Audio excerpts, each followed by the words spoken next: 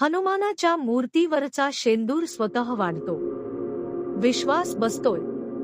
जर तुम्ही आपल्या चॅनेलला अजूनही सबस्क्राईब केले नसेल तर नक्की सबस्क्राईब करा, कारण तुम्ही केलेल्या एक सबस्क्राईब मुळे मला व्हिडिओ बनवायला अजून मोटिवेशन मिळत आहे. चला मित्रांनो, व्हिडिओ सुरुवात करूया. महाराष्ट्रात एक असं हनुमान मंदिर आहे जिथे भक्त शेंदूर लावत नाही तरी सुद्धा हनुमानाच्या मूर्तीवर शेंदूर आपोआप वाढताना दिसतो. शनी शिंगणापूर येथील शेंदूर हनुमान मंदिर.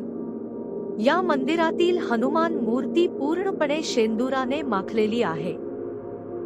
स्थानिक भक्तांची श्रद्धा आहे की शेंदूर नैसर्गिकरित्या वाढत असल्यासारखा दिसतो.